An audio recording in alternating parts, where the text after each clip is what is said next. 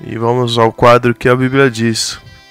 Temos aqui uma pergunta da irmã Nilka, ou Milka. Em primeiro lugar, a paz do Senhor Jesus. E ela pergunta: vocês podem me explicar o que significa ser obreiro e a sua função na casa do Senhor? Sou apenas serva na casa de Deus, mas o pastor me saúda como obreira. Respondemos a nossa irmã dizendo que todos nós que fomos chamados pelo Senhor, recebemos o perdão dos nossos pecados, que somos templos do Espírito Santo, de um modo geral, somos obreiro, porque a palavra obreiro é aquele que faz uma obra, aquele que coopera. Então, a chamada para a obra do Senhor tem a chamada geral e a chamada específica. A chamada geral é aquela chamada que o Senhor Jesus determinou: ide por todo o mundo e pregai o evangelho a toda criatura. Então, esta chamada geral, todos nós temos esse dever de divulgar o evangelho e de cooperar. Então, de certa forma, todos nós somos obreiros da casa do Senhor. Então, quando o seu pastor está chamando a irmã de obreira, ele não está errado, porque, de um modo geral, mesmo que a irmã não tenha um cargo específico na igreja, a irmã é uma cooperadora da obra do Senhor. A irmã coopera com a sua presença, a irmã coopera com as suas orações, coopera fazendo uma visita, coopera com as suas ofertas, com os seus dízimos. Existe também aquela chamada específica, em que Deus chama uma pessoa para determinado trabalho, para ser um pastor, para ser um presbítero, para ser um diácono, para ser uma professora da escola dominical, trabalhar no departamento infantil. Então, são obreiros que foram chamados, veja bem, por Deus, para cumprir uma determinada obra. Agora, é importante que o obreiro tenha consciência que ele, para fazer esta obra que o Senhor tem nos dado, ele precisa ser uma pessoa cheia do Espírito Santo, ter uma vida irrepreensível, ser uma pessoa dedicada à palavra, dedicada ao estudo, deve ter um espírito de cooperação com a sua liderança. E quais são os deveres de um obreiro na casa do Senhor? Nós encontramos lá na Bíblia, na primeira carta do apóstolo Paulo a Timóteo, que era um jovem obreiro, no capítulo 3 e no versículo de 1 em diante. Eu vou pedir aqui para o jovem aqui, o nosso irmão obreiro, Lucas Rinaldi, estar lendo aqui os deveres dos obreiros, segundo a palavra do Senhor. Esta afirmação é digna de confiança. Se alguém deseja ser bispo, deseja uma nobre função. É necessário, pois, que o bispo seja irrepreensível, marido de uma só mulher, sóbrio, prudente, respeitável, hospitaleiro e apto para ensinar. Não deve ser apegado ao vinho nem violento, mas sim amável, pacífico e não apegado ao dinheiro. Ele deve governar bem sua própria família, tendo os filhos sujeitos a ele, com toda a dignidade. Pois se alguém não sabe governar sua própria família, como poderá cuidar da igreja de Deus? Não pode ser um recém-convertido para que não ensoberbas e caia na mesma condenação em que caiu o diabo. Também deve ter boa reputação perante os de fora, para que não caia em descrédito nem na cilada do diabo. Os diáconos igualmente devem ser dignos, homens de palavra, não amigos de muito vinho, nem de lucros desonestos. devem se apegar ao ministério com a fé com consciência limpa. Devem ser primeiramente experimentados, depois, se não houver nada contra eles, que atuem como diáconos. As mulheres igualmente sejam dignas, não caluniadoras, mas sóbrias e confiáveis em tudo. O diácono deve ser marido de uma só mulher e governar bem seus filhos e sua própria casa. Os que servirem bem alcançarão uma excelente posição e grande determinação na fé em Cristo Jesus. Amém. Então aí, essa passagem bíblica nos mostra com muita clareza as qualidades, as características de um obreiro, de uma obreira que tem uma chamada específica. Observe que aqui no capítulo 3, versículo 1 desta carta de Paulo a Timóteo, a primeira carta, ele afirma que esta é uma palavra fiel. Se alguém deseja o episcopado, excelente obra deseja. Então, a pessoa que deseja ser um obreiro, que deseja ser um pastor, diz aqui o apóstolo Paulo, que é uma excelente obra. Então, que Deus levante muitos obreiros para fazerem a obra do Senhor. E aqui vai dizendo, né? Convém que o bispo, que o obreiro, seja irrepreensível, marido de uma mulher, vigilante, sóbrio, honesto, hospitaleiro, apto para ensinar. O obreiro tem que ser apto para ensinar. Tem que ser uma pessoa dedicada ao estudo, dedicada à palavra, para quando for lhe dada ali a oportunidade de trazer uma mensagem, ele seja objetivo, ele pregue uma mensagem substanciosa, equilibrada, teologicamente correta, dentro da hermenêutica. Então, o obreiro tem que ser uma pessoa dedicada e apta para ensinar. E assim vai descrevendo as qualidades do obreiro. E quando chega aqui no versículo 11, diz assim: da mesma forma, da mesma sorte, as mulheres, aqui não está falando de diaconisa não, está falando das esposas dos obreiros, das esposas do diácono. A Bíblia não autoriza a mulher ser consagrada a pastora. Não existe isso na Bíblia. E aqui alguns se pegam nesse texto aqui para dizer que Paulo está falando das qualificações de uma mulher para ser pastora, ou bispa, como diz aí, ou diaconisa. Não.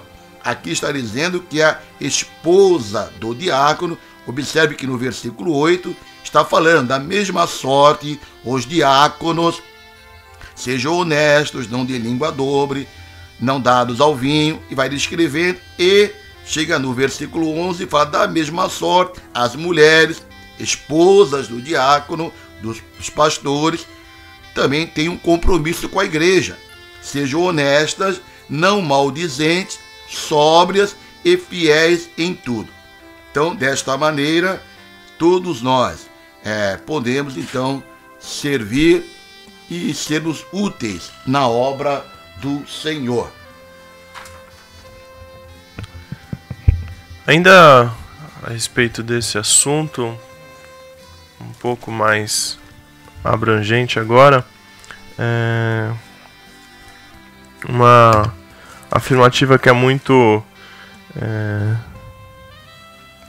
falada no meio evangélico é que os pastores que recebem pastores evangélicos que recebem salários são mercenários. O que a Bíblia diz sobre o salário pastoral? Vamos então responder a essa pergunta, que, como o nosso irmão disse aí, algumas igrejas e algumas seitas, principalmente esta seita chamada Congregação Cristã no Brasil, que faz um cavalo de batalha no tocante a salário de pastores. Eles afirmam, a Congregação Cristã no Brasil, E alguns também afirmam que todos os pastores, os obreiros, são mercenários, porque recebem salário. E aí vem a pergunta: o que a Bíblia diz sobre o salário pastoral? Bom, a Bíblia sim autoriza, e é bíblico, o obreiro que vive integralmente da obra, seja ele um pastor, um evangelista, ou mesmo um obreiro que foi designado para uma determinada função na igreja, que ele receba o seu salário, um salário justo. Agora, hoje, diante da circunstância que estamos vivendo, de muitos pastores realmente mercenários, que são verdadeiros executivos da fé, que vivem de explorar as ovelhas, vivendo em apartamentos luxuosos. Realmente, esses homens não têm nada de Deus e vão prestar conta. Mas vamos então para a Bíblia. O que a Bíblia diz sobre o salário justo, correto, modesto daquele que vive integralmente para a obra do Senhor? Vou pedir para o nosso irmão Lucas estar lendo a primeira carta do apóstolo Paulo aos Coríntios, capítulo 9, do versículo 1 ao versículo 14.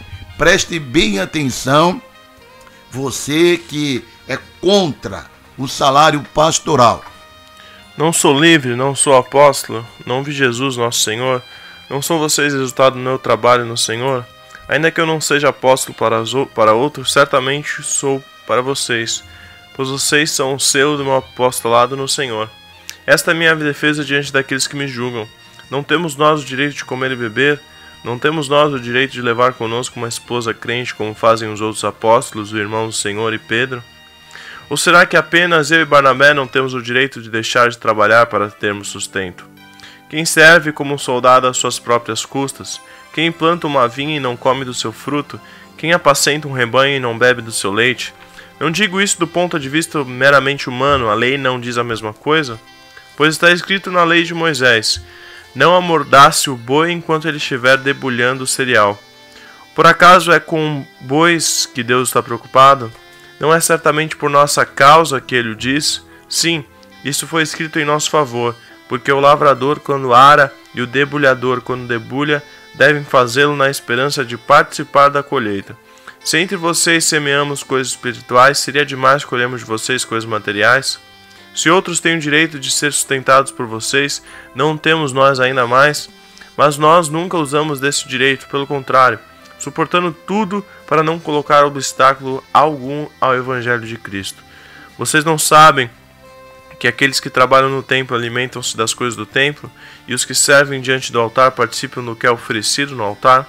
Da mesma forma, o Senhor ordenou àqueles que pregam o Evangelho, que vivam do Evangelho. Amém. Então o apóstolo Paulo aqui é muito claro, dizendo que aquele que vive para o Evangelho, ele é digno de receber o seu salário. Observe bem o versículo 13. Não sabeis vós que os que administram o que é sagrado comem do que é do templo, e os que de contínuo, preste bem atenção, de contínuo estão junto ao altar, participam do altar?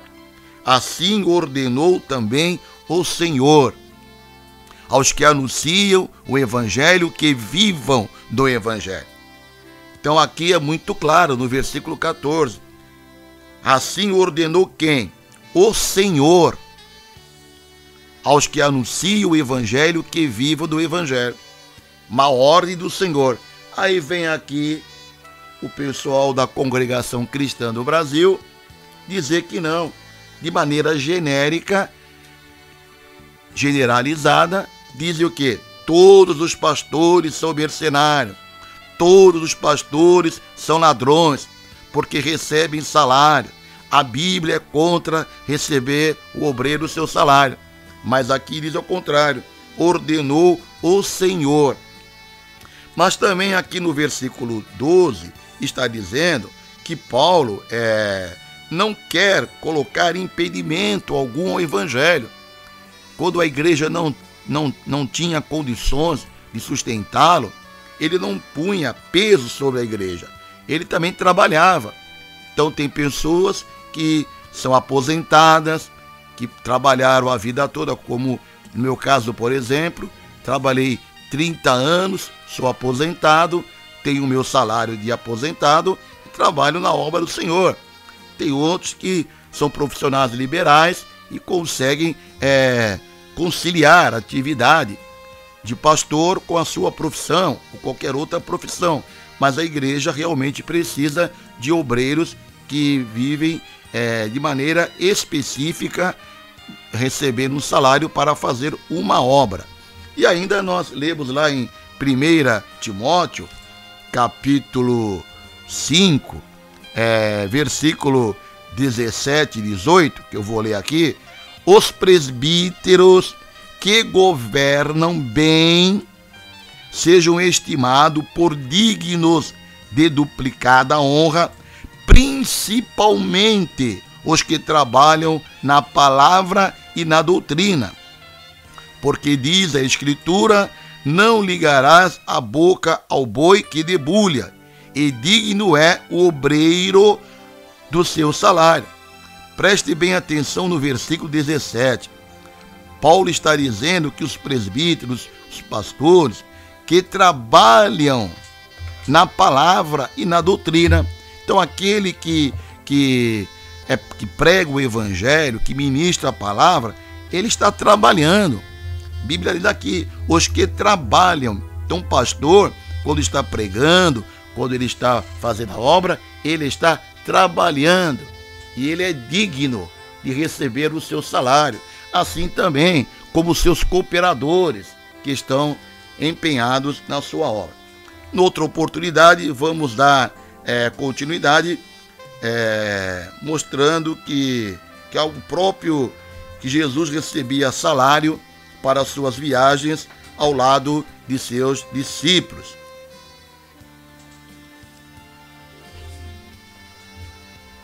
Amém.